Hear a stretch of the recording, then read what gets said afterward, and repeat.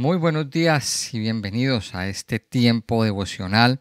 Buenos días, Señor, este espacio que hacemos cada mañana para iniciar nuestros días meditando en la bendita palabra de Dios que nos alimenta, que nos levanta, que nos enseña, que nos da sabiduría y nos ayuda a fortalecernos y a crecer para salvación.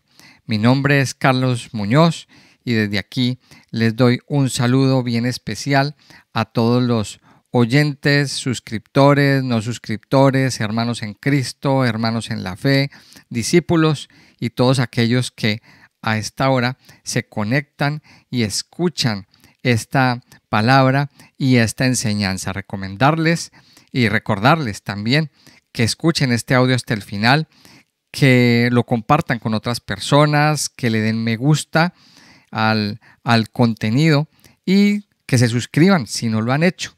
Y así vamos agrandando y fortaleciendo nuestra comunidad de amantes y estudiosos de la palabra de Dios. Vamos a continuar entonces con el estudio del libro de Miqueas, ya entrando hoy a nuestra última parte, a nuestro último capítulo, el capítulo 7, que es pues una continuación de la conversación que viene Dios teniendo desde el capítulo 6. Recordemos que en el capítulo 6 se inició una controversia, una acusación, es decir, Dios, vamos a imaginarnos que sienta en el banquillo de los acusados al pueblo de Israel y como juez empieza a interrogar y empieza a preguntarle. Entonces Dios lanza una acusación, Israel responde. Luego Dios lanza una segunda acusación, que es la última parte del capítulo 6. Y bueno, en medio de esa respuesta que hace el pueblo de Israel, pues ahí aparece uno de los versículos, tal vez el versículo más importante del libro de Miqueas. ¿Qué es lo que pide Dios? ¿Qué es lo que Dios quiere que su pueblo haga? Y recordemos que ahí en el versículo 8 dice que el Señor pide solamente hacer justicia, amar misericordia y que su pueblo se humille delante de Dios. Entonces, después de esa respuesta de Israel, viene la segunda acusación de parte de Dios. Y en el capítulo 7 nos encontramos en la primera parte la segunda respuesta del pueblo de Israel. Después de lo que Dios le dice, de que pues están mal, de que están viviendo unas consecuencias del pecado. Entonces, el pueblo por boca de Miqueas levanta un lamento y dice, capítulo 7 dice, ay de mí, porque estoy como cuando han recogido los frutos del verano, como cuando han rebuscado después de la vendimia y no queda racimo para comer. Mi alma deseó los primeros frutos. Faltó el misericordioso de la tierra, y ninguno hay recto entre los hombres. Todos acechan por sangre, cada cual arma red a su hermano. Para completar la maldad con sus manos, el príncipe demanda, y el juez juzga por recompensa, y el grande habla el antojo de su alma, y lo confirman. El mejor de ellos es como el espino, el más recto como zarzal. El día de tu castigo viene, el que pronunciaron tus atalayas. Ahora será su confusión. No creáis en amigo, ni confiéis en príncipe. De la que duerme a tu lado, cuídate. No abras tu boca, porque el hijo deshonra al padre, la hija se levanta contra la madre, la nuera contra su suegra, y los enemigos del hombre son los de su casa. Mas yo a Jehová miraré, esperaré al Dios de mi salvación, el Dios mío me oirá. Y en esta primera parte del capítulo 7, pues es la segunda respuesta del pueblo de Israel. Y empieza esa respuesta diciendo, ay de mí, ay de mí. O sea, es como lamentando y diciendo, ¿y ahora qué voy a hacer? ¿Ahora qué va a pasar conmigo? Y eso es una respuesta como que después de lo que Dios ha mostrado, después de lo que Dios ha dicho, y de que demostrarle al pueblo de Israel la consecuencia de los pecados, de la consecuencia de su mal caminar, de su mal vivir, pues lo que queda es pensar y decir, y bueno, ¿y ahora qué vamos a hacer? Ay de mí. O sea, estamos sentenciados, es lo que está diciendo aquí el profeta. Dice, ay de mí, porque estoy como cuando han recogido los frutos del verano, como cuando han rebuscado después de la vendimia y no queda racimo para comer. O sea, cuando han vaciado el arbolito, cuando han quitado todos los frutos donde ya no queda nada.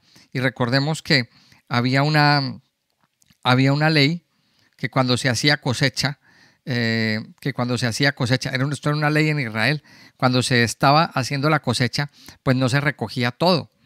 No se recogía todo y quedaba en el árbol, quedaba en los árboles, pues algún fruto para que la persona, los pobres, los menesterosos, los necesitados, las viudas, los huérfanos, todas estas personas que estaban tan desamparadas, pues vinieran e hicieran un trabajo de recoger. Era como una especie de ofrenda que se les daba a todas estas personas, y pues también incentivando pues el trabajo. Entonces era una forma de darles a ellos pues como sustento.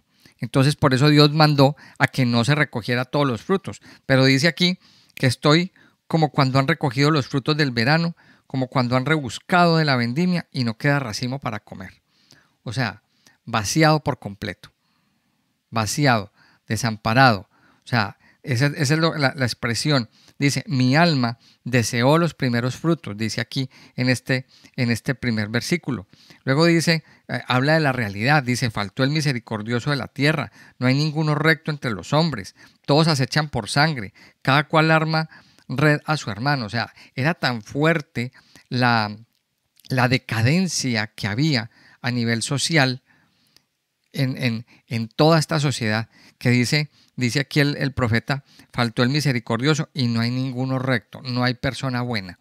Y quizás este es el pasaje que utiliza Pablo para ilustrarnos en el libro de Romanos, en el capítulo 3, donde nos dice que todos pecaron.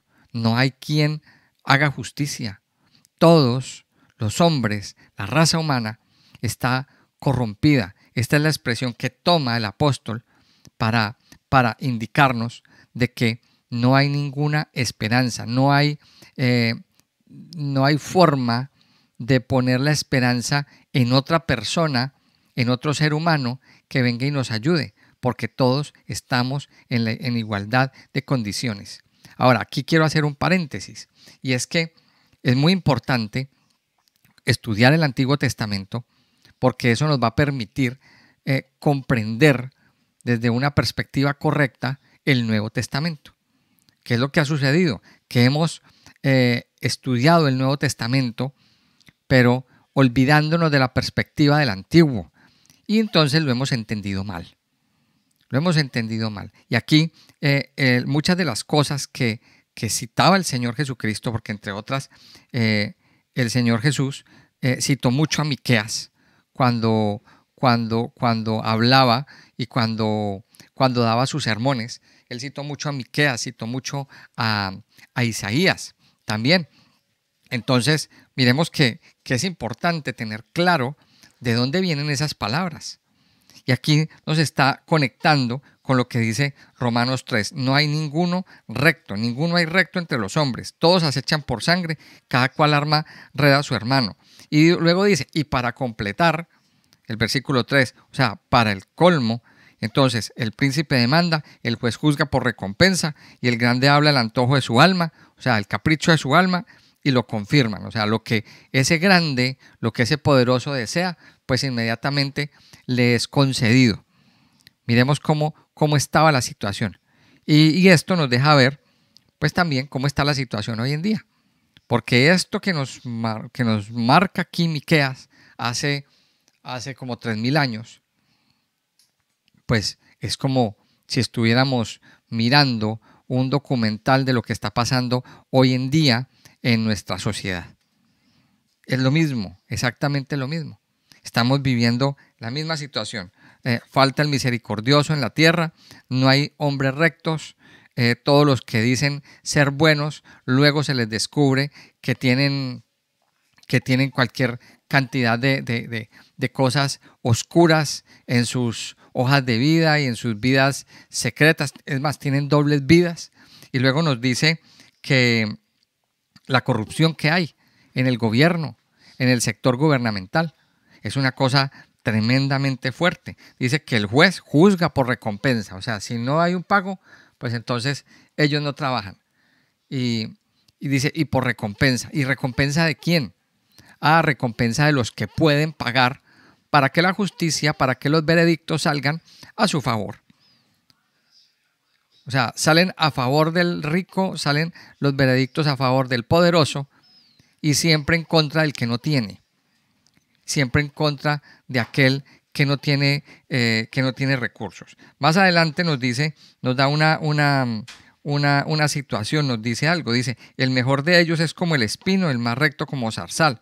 El día de tu castigo viene. El que anunciaron tus atalayas, ahora será su confusión. Y una vez más Miqueas hace referencia a lo que han venido hablando los profetas, a lo que han venido hablando los siervos de Dios con anterioridad. Porque, a ver, Miqueas no ha sido el único. Antes de él han habido otras personas, han habido otros siervos, han habido otros profetas que han venido hablando, que han venido diciendo, advirtiendo lo que dice la palabra de Dios. Y después de Miqueas todavía quedan unos cuantos que también van a hacer unas advertencias y Dios va a estar hablando. Dios va a estar hablando, Dios va a estar manifestando su voz delante de todo el pueblo, delante de sus hijos, va a estar advirtiendo el pecado del pueblo, va a estar proclamando y pidiéndole al pueblo que se arrepientan, que cambien, que vuelvan al Señor, tal y cual lo estamos haciendo ahora. O sea, lo que vive Miqueas, esa situación que vive Miqueas, pues es lo que estamos viviendo hoy en día. Ahora, fruto de ese alejamiento que el pueblo tenía de Dios, eso se ve reflejado en la familia, en las tremendas crisis familiares. Entonces mire lo que dice. Dice, no creáis en amigo, no confiéis en príncipe. De la que duerme a tu lado, cuídate, no abras tu boca. O sea, mire qué fuerte la cantidad de divisiones que puede haber. No confíe en amigos, no confíe en el príncipe, en el gobernante. De la que duerme a tu lado, cuídate, no abras tu boca. Porque el hijo deshonra al padre, la hija se levanta contra la madre, la nuera contra su suegra, y los enemigos del hombre son los de su casa. O sea, qué panorama tan fuerte y tan desolador. Y eso es lo que quizá también estamos viviendo hoy en nuestra sociedad. Hoy en día vemos cómo los hijos se levantan contra los padres, las nueras pelean con sus suegras, vemos cómo la hija se levanta contra la madre, el hijo deshonra al padre. O sea, todo este panorama se vive hoy en día en muchas casas, en muchos hogares. En muchos hogares hoy están viviendo esta problemática. Ahora, a lo mejor usted, amado oyente, amado discípulo del Señor, está viviendo esta situación. A lo mejor usted está viviendo, usted es una mamá que está viviendo cómo se levantan sus hijos en contra suya. A lo mejor usted es un padre que ve a sus hijos descarriarse por malos caminos, andar por malas sendas, tener malos amigos. A lo mejor ha vivido muchas de estas cosas. Y esto pues se convierte en una carga, en un desespero. ¿Qué hacer? ¿Qué hacer? Mire lo que dice aquí en el último versículo del versículo 7. Mas yo a Jehová miraré. Esperaré al Dios de mi salvación. El Dios mío me oirá. Qué versículo más bonito. Y ese versículo nos llena de esperanza. Porque en medio de la situación tan crítica que podemos estar viviendo, ¿a quién podemos mirar? ¿A quién podemos recurrir? ¿En quién podemos tener la confianza? ¿En quién confiar? Hagamos nuestro este versículo 7. Miqueas 7:7. Mas yo a Jehová miraré, esperaré en el Dios de mi salvación. Al Dios de mi salvación, el Dios mío me oirá. ¿Quién más nos va a oír? ¿Quién más nos va a escuchar? ¿Quién más nos va a levantar? Sino solamente Él. Y nadie más. Mire al Señor. Levante su voz hacia el Señor. Aprenda a confiar en Él. Aprenda a confiar en Él. Y recurra siempre a Él. Dice en la segunda parte, del versículo 8 al versículo 13, dice lo siguiente: tú, enemiga mía, no te alegres de mí, porque aunque caí, me levantaré. Aunque more en tinieblas, Jehová será mi luz. La ira de Jehová soportaré, porque pequé contra él, hasta que juzgue mi causa y haga mi justicia. Él me sacará a luz, veré su justicia, y mi enemiga lo verá, y la cubrirá vergüenza, la que me decía: ¿dónde está Jehová tu Dios? Mis ojos la verán. Ahora será hollada como lodo de las calles, porque el día en que se edificarán, viene el día en que se edificarán tus muros. Aquel día se extenderán los límites. En ese día vendrán hasta ti desde Asiria y las ciudades fortificadas, y desde las ciudades fortificadas hasta el río, y de mar a mar, y de monte a monte, y será asolada la tierra a causa de sus moradores, por el fruto de sus obras. Y aquí dice, empieza diciendo: enemiga mía, no te alegres de mí. Muchos estudiosos dicen y concuerdan en decir que esa está haciendo una referencia a Edom. Está haciendo una referencia a Edom, a la tierra de Edom, y entonces aquí nos acordamos del libro de Abdías, donde hay toda una profecía contra Edom. ¿Por qué? ¿Qué pasó con Edom? Bueno, Edom, recordemos que Edom es el otro nombre de Esaú, el hermano de Jacob. Y ese hermano de Jacob, pues peleó con él, le tuvo envidia, tuvo una enemistad contra Jacob, lo quiso matar, lo persiguió, mejor dicho, le hizo la vida a cuadritos durante un buen tiempo. Y bueno, luego se reconcilió con él, pero sus descendientes quedaron con ese resentimiento hacia Jacob y hacia Israel. Entonces, Edom son esos descendientes de Saúl, esos descendientes que han jurado acabar con Israel, esos descendientes que cuando Israel entró en desgracia se alegraban, que cuando Israel entró en su decadencia, en su etapa más oscura,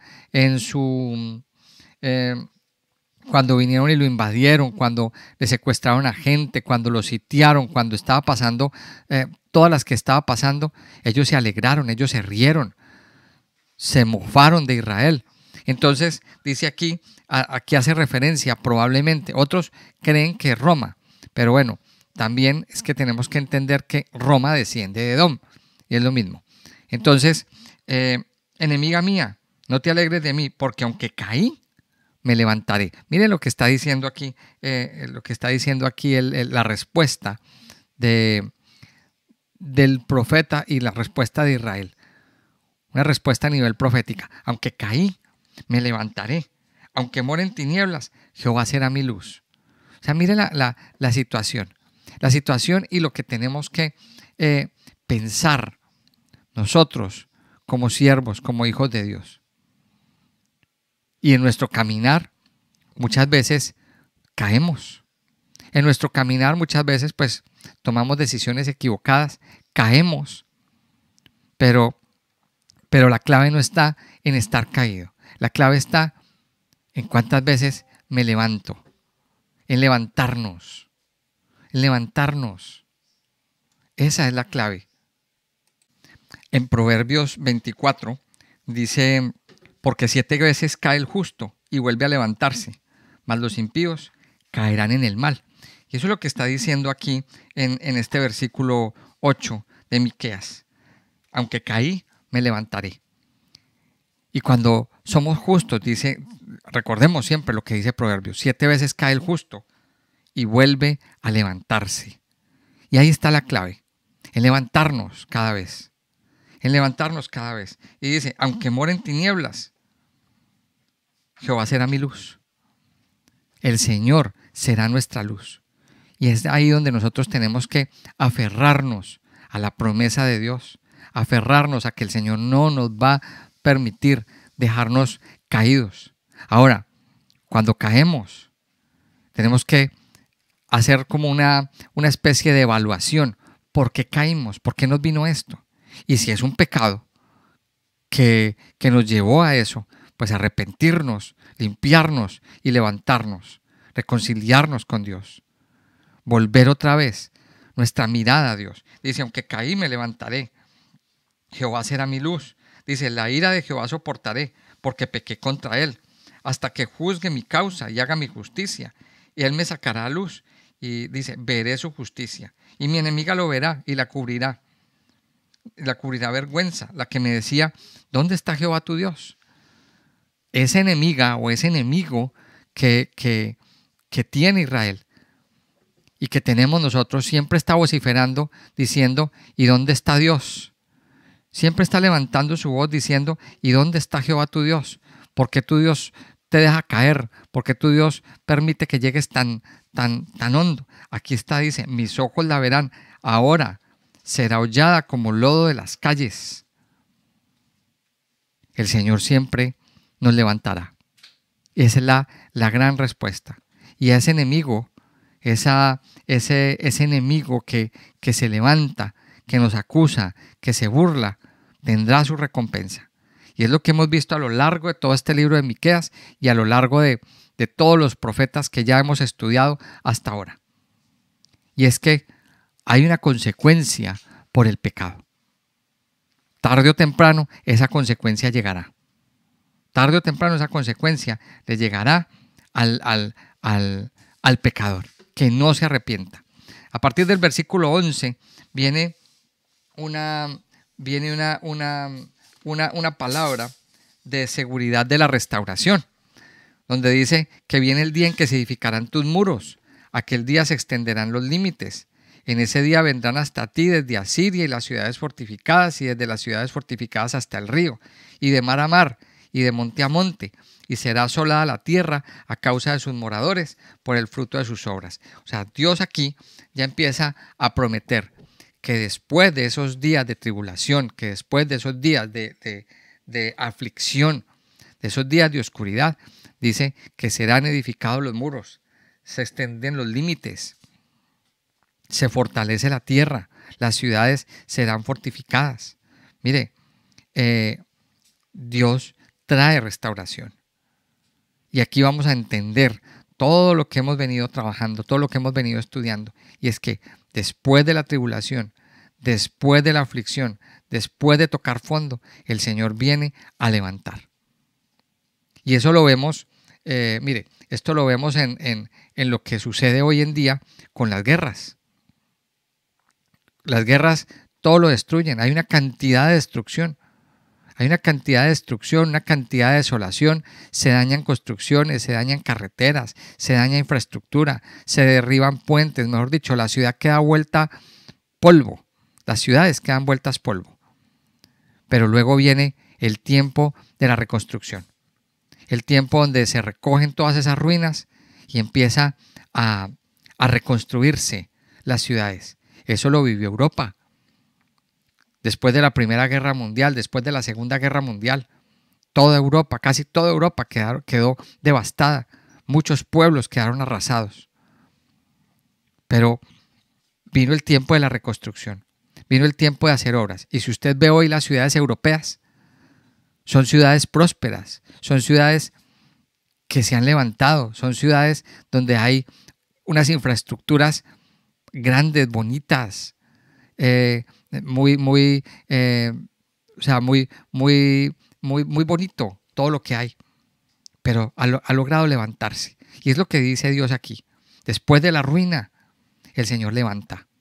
El Señor fortificará muros, levantará las ciudades fortificadas. Dice que los muros se extenderán de mar a mar. Y eso aquí nos está dando la pista que nos decía en Ezequiel. Ezequiel nos dio una profecía muy bonita sobre los límites de la tierra y cómo va a ser la tierra en esos tiempos. Y va a ser desde el mar de Galilea hasta el mar Mediterráneo. Eso es lo que nos está hablando, desde el mar Muerto hasta el mar Mediterráneo también. Esos serán los límites de la tierra. La última parte que nos habla, el capítulo 7 de Miqueas, dice así a partir del versículo 14. Dice, apacienta tu pueblo con tu cayado, el rebaño de tu heredad, que mora solo en la montaña, en campo fértil. Busqué pasto en Basán y Galaad, como en el tiempo pasado. Yo les mostraré maravillas, como en el día que saliste de Egipto. Las naciones verán y se avergonzarán de todo su poderío. Pondrán la mano sobre su boca, ensordecerán sus oídos. Lamerán el polvo como la culebra, como las serpientes de la tierra. Temblarán en sus encierros. Se volverán amedrentados ante Jehová, nuestro Dios, y temerán a causa de ti. Y este pasaje, esta última parte se divide en dos partes. La primera es una petición. Es una petición del profeta, diciendo: apacienta tu pueblo con tu callado, el rebaño de tu heredad.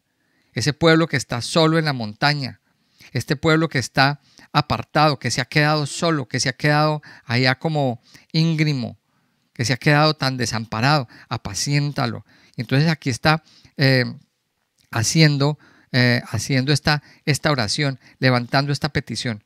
Dice el versículo 15, hablando Dios: yo les mostraré maravillas como el día que saliste de Egipto.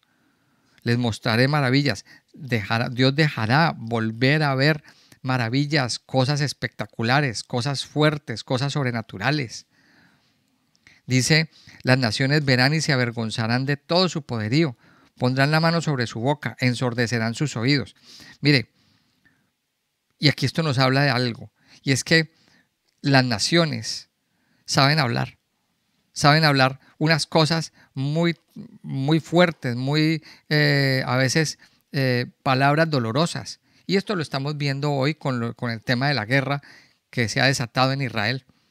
Cómo muchos gobiernos levantan unas acusaciones muy fuertes en contra de Israel. Y se levantan a decir una cantidad de sandeces y blasfemias y palabras en contra del gobierno, en contra de Israel, en contra de Dios. Y de ahí para abajo, pues muchas personas, muchos ciudadanos, pues también siguen ese mismo discurso. Pero ahora nos vamos a centrar en las naciones, en el discurso oficial que emite cada gobierno, que se posiciona en contra, que levantan acusaciones. Mire, por ejemplo, el gobierno de Sudáfrica levantó una acusación en contra de Israel. Y eso lo llevan a los entes como la ONU y como todos estas configuraciones de naciones, estas configuraciones internacionales, a la Corte Penal Internacional y todo eso. Pero ¿qué nos dice la palabra de Dios? Que en aquel tiempo las naciones verán, se avergonzarán y tendrán que poner la mano sobre su boca. Tendrán que quedarse callados. ¿Por qué? Porque vieron el poder de Dios, y es innegable el poder de Dios. Cuando Dios muestre su poder y haga un milagro en la tierra de Israel. Y es innegable, o sea, no se puede negar esos milagros de parte de Dios. Ahora, ya ha pasado. Mire, y eso lo podemos ver en el pasado. Si miramos bien la historia, Israel tuvo una guerra, la guerra de los 6 días. ¿Qué sucedió en la guerra de los 6 días? Un milagro. Realmente sucedió un milagro. Un milagro en todo. Yo le invito a que la estudie. Hay muchos videos en el YouTube, pero yo lo quiero resumir en esto. Dios hizo un milagro y todos los enemigos fueron derrotados en 6 días. ¿Qué guerra se gana en 6 días? Pregunto yo. ¿Qué guerra se gana en 6 días? Acababa de formarse el gobierno de Israel, acababan de salir de ese horror del holocausto, no habían pasado ni 20 años. Eso estaba fresquito en la memoria, en su ideología. Pero sin embargo, Dios hizo un milagro. Mire, y las naciones tendrán que quedarse calladas delante de todo esto. Ahora, Dios aquí en esta parte hace una petición. O sea, el profeta hace una petición y Dios está respondiendo.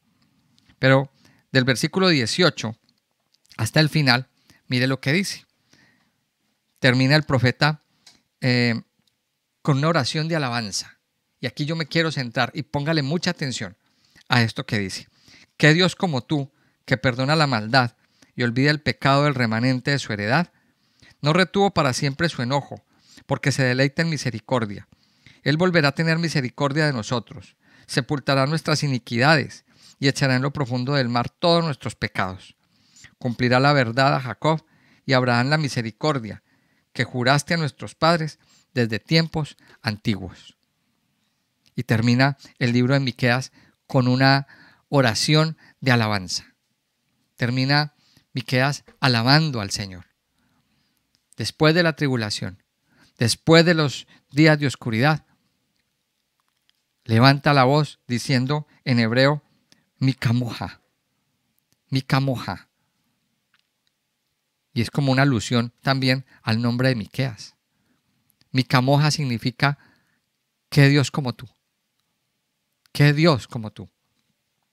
Y mira lo que dice, que perdona la maldad, olvida el pecado del remanente de su heredad, no retuvo para siempre su enojo porque se deleita en misericordia. Y aquí vamos a mirar que aparecen en estos dos versículos 4 verbos muy importantes. En hebreo, en el hebreo original aparecen 4 verbos. Y esto, aquí aparecen también atributos de Dios. Mire, estos 3 versículos que estamos aquí estudiando en esta última parte, nos dejan ver atributos de Dios. Y cuando usted conoce los atributos de Dios, conocemos a Dios, conocemos quién es nuestro Dios. Y aquí Miqueas está preguntando, ¿qué Dios es como tú? ¿Qué Dios es como tú? Mikamoja es la palabra en hebreo, que perdona la maldad. Y aquí aparece la palabra Nashá.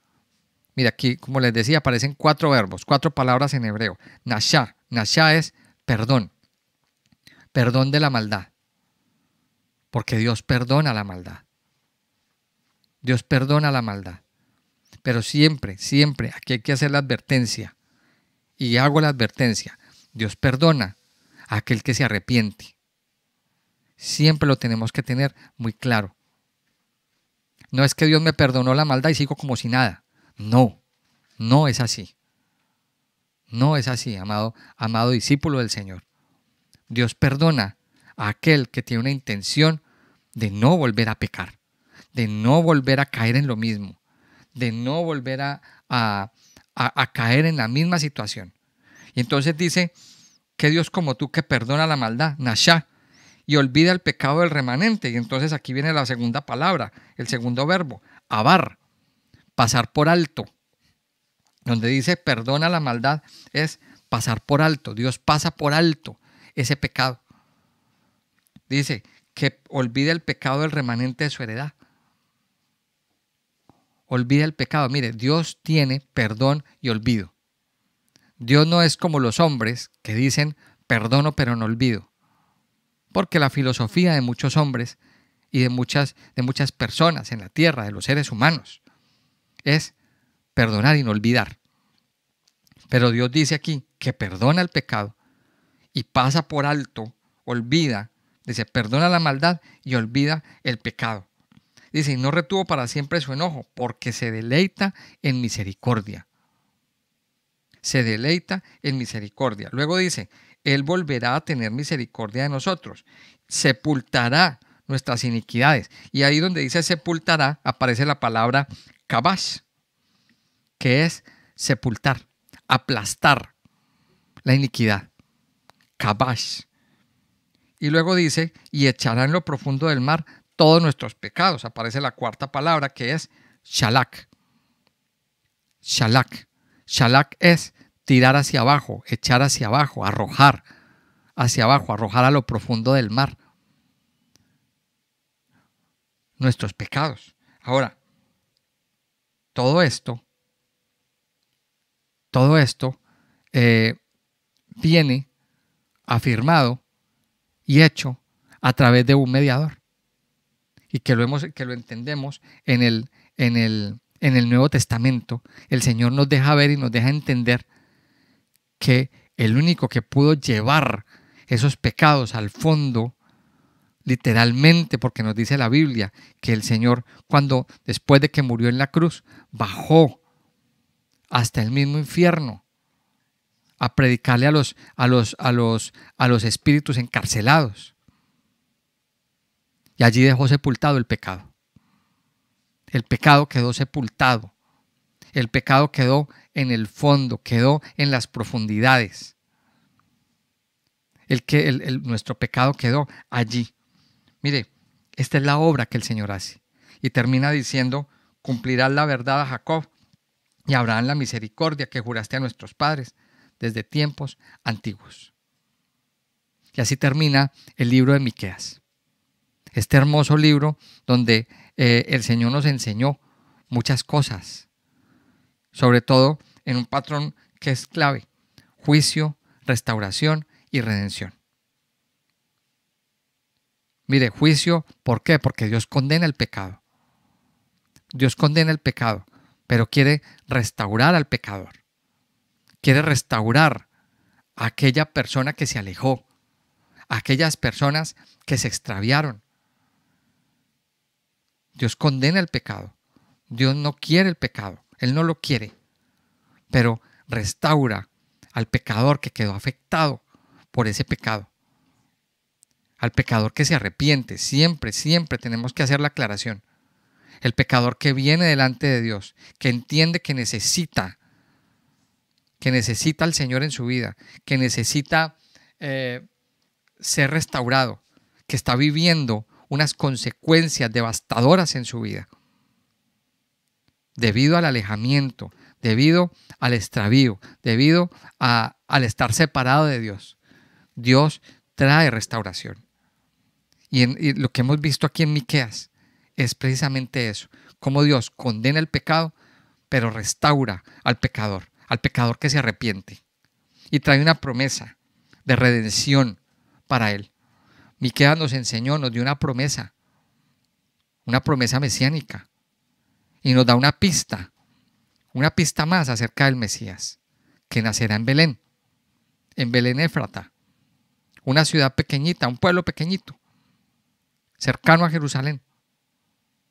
Dice, un pueblo que será famoso precisamente, ¿por qué? Porque allí nacerá. Y esa promesa se cumplió.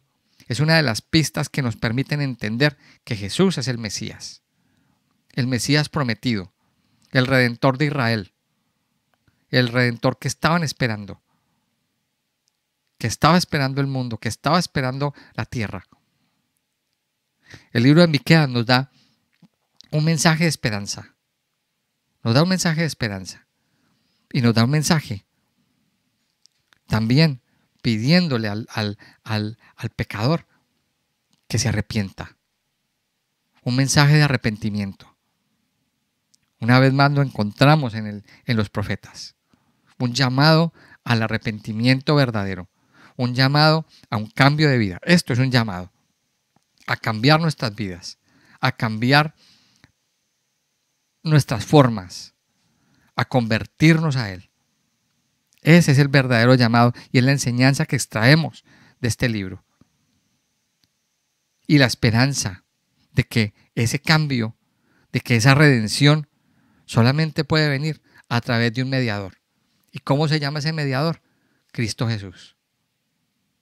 A través de la obra de Cristo, usted y yo podemos experimentar esa bendición, ese cambio, esa redención en nuestras vidas. Por eso yo le animo, amado oyente, a que usted hoy ponga su esperanza en el Señor. Mírelo a Él. Confíe en Él. Encomiende su vida a Él. Y arrepiéntase. Reconozca sus pecados y arrepiéntase hoy. Y cambie su vida, poniendo su vida en las manos de Dios. Padre Santo, te damos gracias en este día, Señor.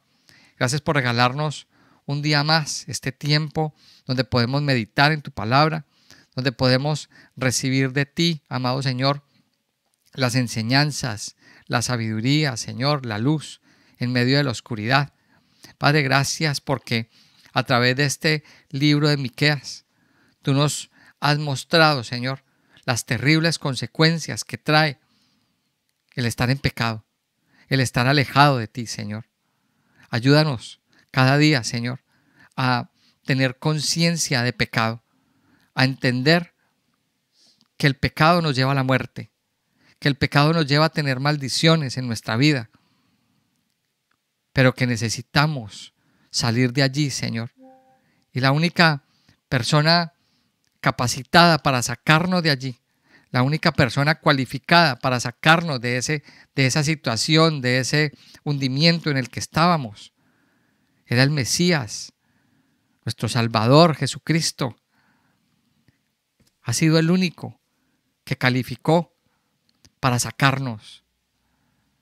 El único que desnudó su santo brazo, que se arrojó al agua por nosotros y que murió por nosotros, que dio su vida para salvarnos.